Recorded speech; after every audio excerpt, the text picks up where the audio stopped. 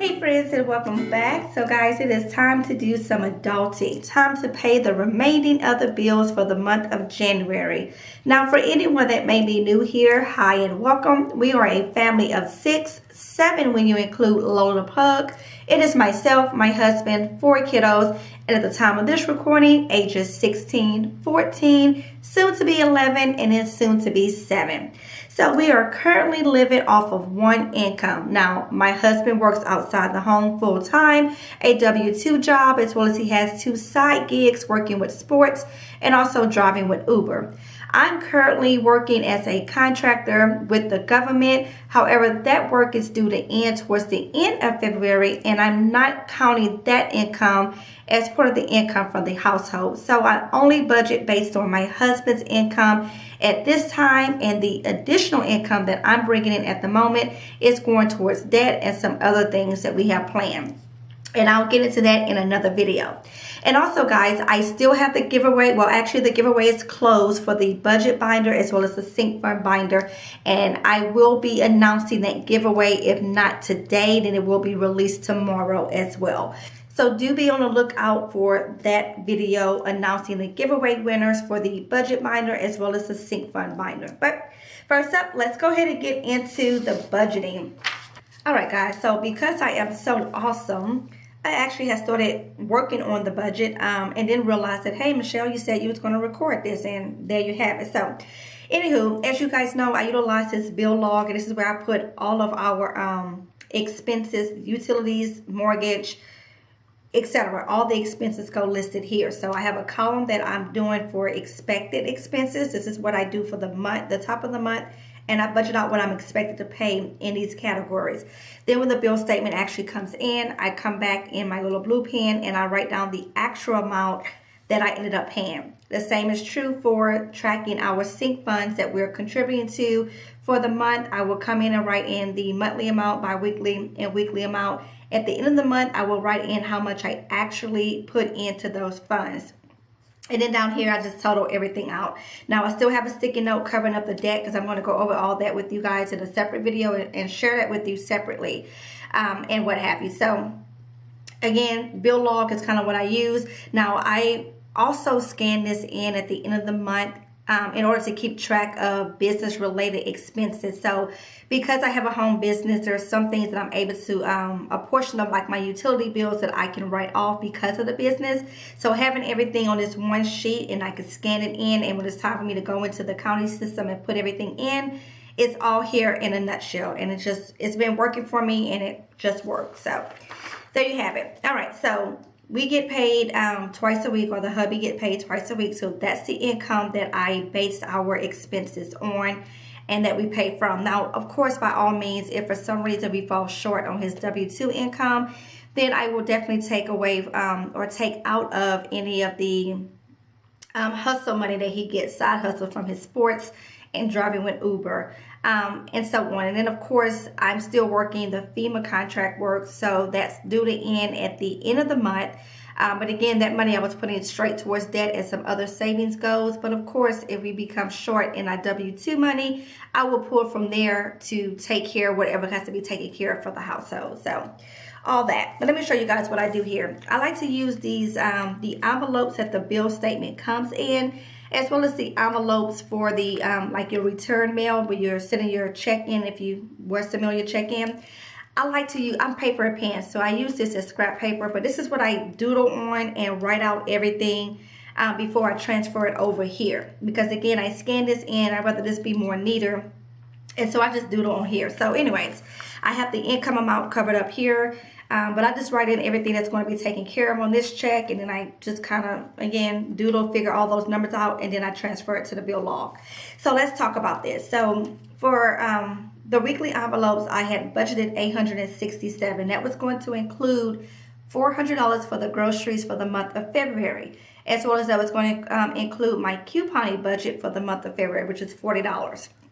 However, with the couponing money, I won't need it because I actually cash out of Ibotta in order to cover the expense of the giveaway for the budget binder as well as the sync fund binder, and being able to cover the cost of mailing those items out to the winners.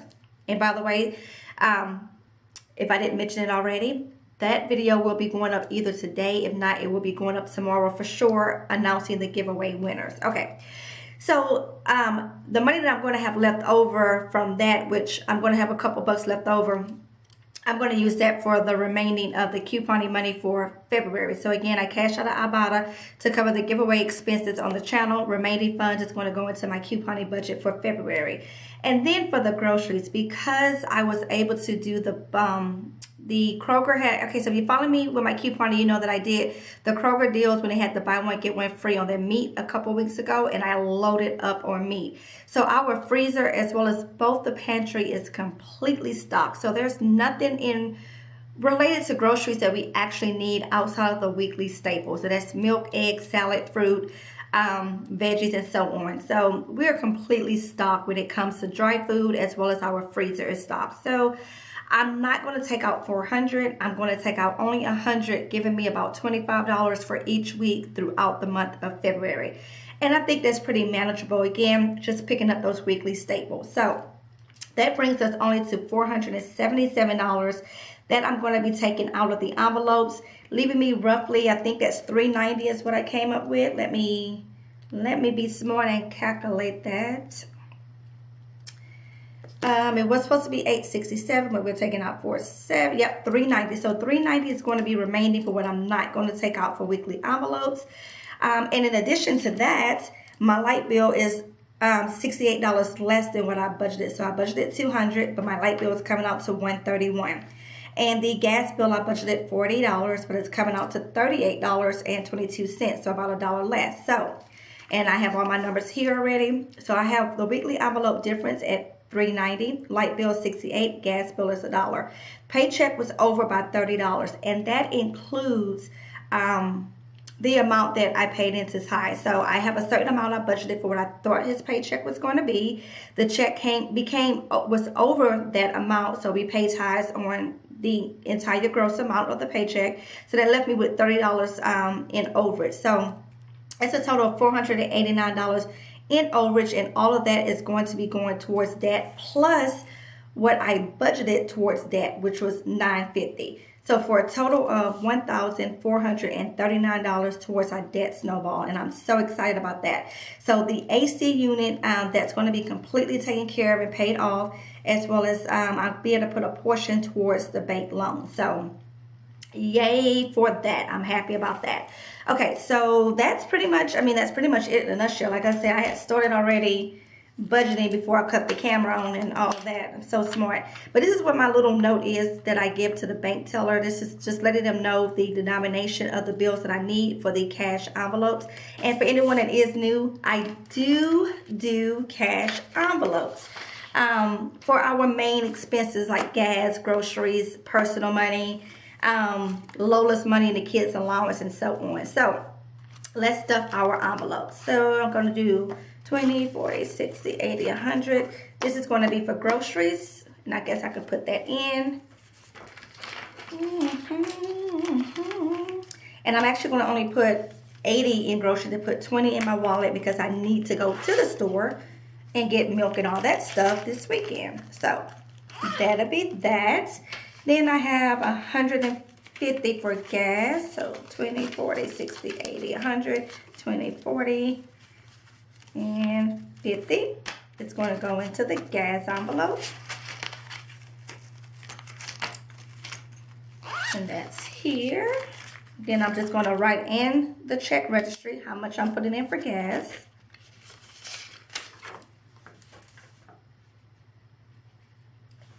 All right.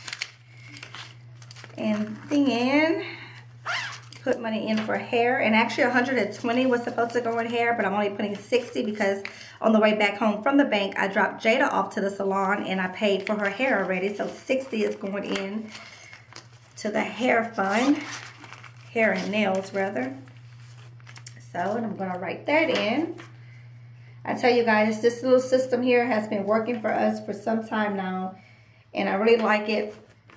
And definitely like utilize these little registries. They're free and it keeps track of everything that needs to be kept track of. All right, and then I have, let's see, my money and Justin money. We both get $30. for the next 2 weeks. So put my money there and his money there. And 20, 25, 26, 27 for Lola. There be times that Lola be having more money than everybody. She be balling. Gotta take care of the fur babies as well. All right. She's actually going to be due for grooming soon here. So need to get that scheduled. Why it's on my mind. Okay. And then the kids' money. Now, usually I put 30 a week. Jalen and Jada, for whatever reason, they not on that hustle. They didn't get their little planner signed. Well, Jada got her signed for 2 days, and Jalen didn't get his signed at all. So when they don't get it signed, whether or not they did the chores, they don't get paid. 9, 10, 11, 12, 13, 14, 15, 16, 17, so then I'm going to put 20 groceries and my money into my wallet, and then the hubby money on his counter so that he gets it.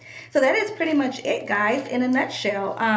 That's how I roll. Now, because the monthly budget was already done, everything was pretty much laid out.